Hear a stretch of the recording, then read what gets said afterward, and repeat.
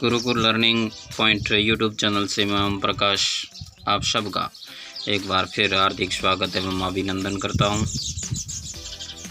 आज हम संस्कृत से संबंधित कुछ महत्वपूर्ण प्रश्न पढ़ेंगे। इसमें प्रथम प्रश्न है अपना गद्य पाठ योजनायां न भवति। तो गद्य पाठ योजना किस में नहीं होती है? उद्देश्य कथनम, काठिन्य निवारणम, सस्वर वाचनम, प्रयोग। तो सस्वर वाचन के अंदर गद्य पाठ योजना की आवश्यकता नहीं होती है। अगला प्रश्न है अपना प्रवाह कौशल प्रश्न कदा प्रयुज्यते? पाठस्य आदौ, पाठस्य मध्ये, पाठ्यस्य अवसाने, यदा पाठ प्रवाहनम स्यात् तदा। यानी कि पाठ से पहले, पाठस्य मध्य यानी कि पाठ के बीच में, पाठस्य अवसान यानी कि पाठ समाप्त होने पर, या पाठ पढ़ाते समय।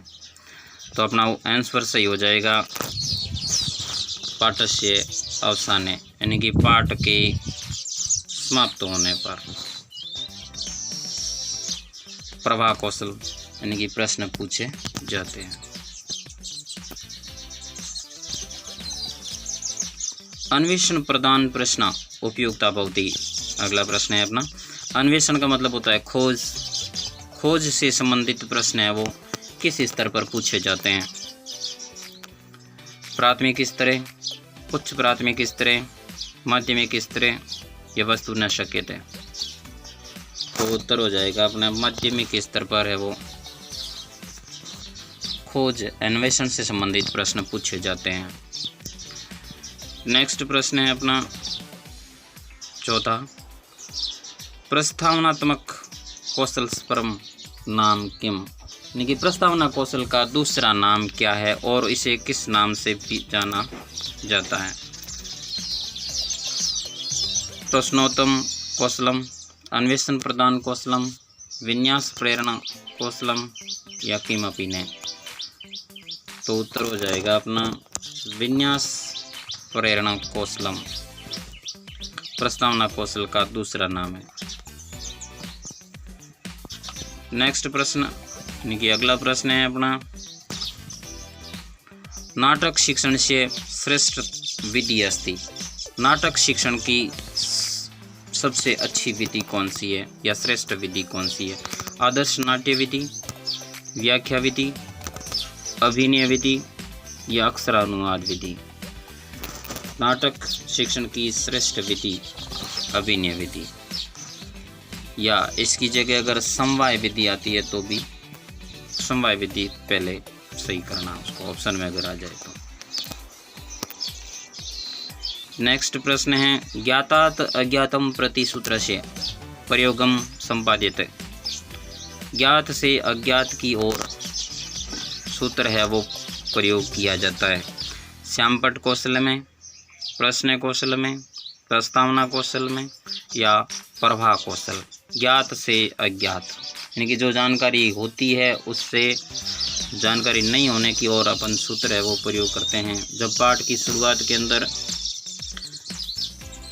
पूर्व प्रश्न, पाठ से पूर्व प्रश्न पूछे जाते हैं, उन प्रश्नों के अंदर है वो इस सूत्र का प्रयोग किया जाता है। बुनियादी शिक्षा अस्ति।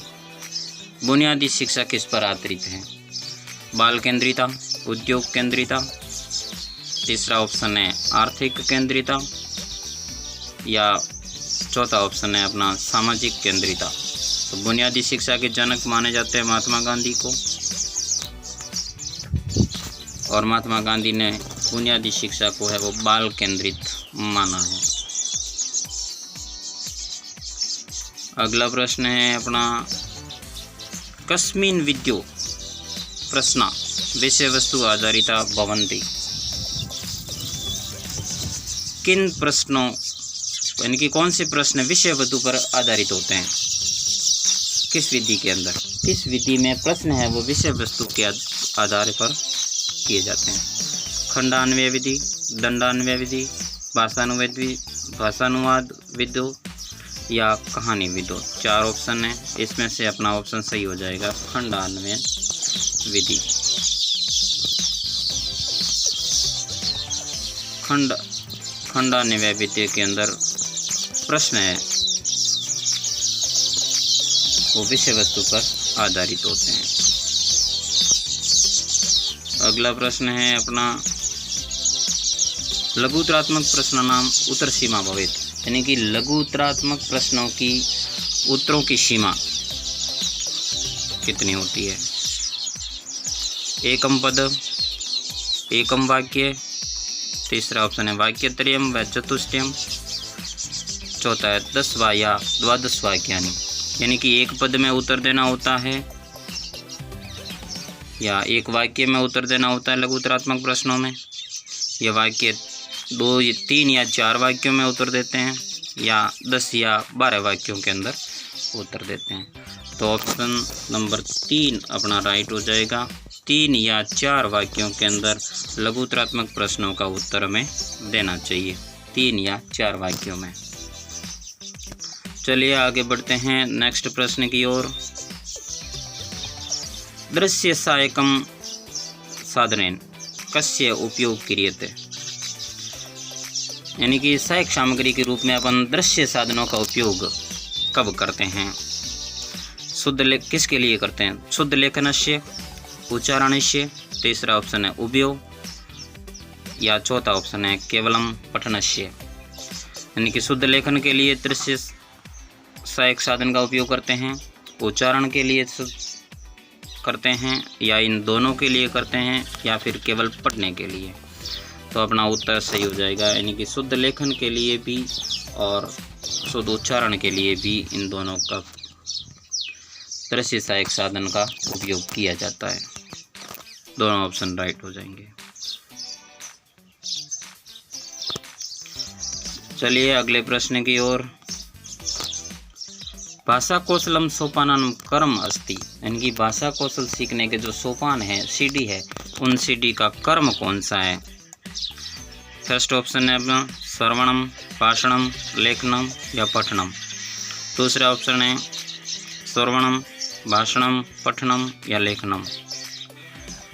और तीसरा ऑप्शन है श्रवणम, लेखनम, पठनम, भाषणम।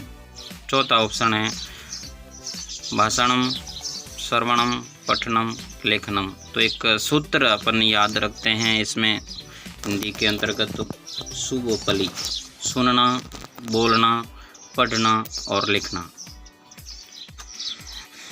LSRW, listening, learning, reading and writing. अगले प्रश्न, संस्कृत भाषायां द्वि उच्चारण स्थानम वर्णनानि सन्ति, यानी कि संस्कृत भाषा के कौन से वर्ण हैं जिनका उच्चारण स्थान 2 है, यानी कि 2 स्थानों से उनका उच्चारण होता है। तो आपको जानकारी के लिए बता दें कि प्रत्येक वर्ण का 5वां वर्ण, अड़, न, ये, हण और म, 5 वर्ण ये हो गए। ए, आई, ओ, औ और व, इन 5 और, यानी कि कुल मिलाकर 10 ऐसे वर्ण हैं जिनका उच्चारण स्थान है वो 2 है, यानी कि 2 स्थानों से इनका उच्चारण किया जाता है। अगले प्रश्न की ओर बढ़ते हैं। असुमिलित पदम चिनोत, यानी कि असुमिलित कौन सा पद है उसका चुनाव करना है। 8 9 89 जिसको अष्टनवति कहते हैं, 76 को छठ सप्तती कहते हैं, 44 चतवारिस्त कहते हैं या 40 को शतवारिस्त कहते हैं। सही है 40 को शतवारिस्त, 44 चतुस्वारिस्त, 60 सप्तपदी, ये भी सही है। तो ऑप्शन है वो 1 नंबर अपना राइट हो जाएगा। एक और नवति कहा जाता है, 90 से 1 कम 89, ये गलत है।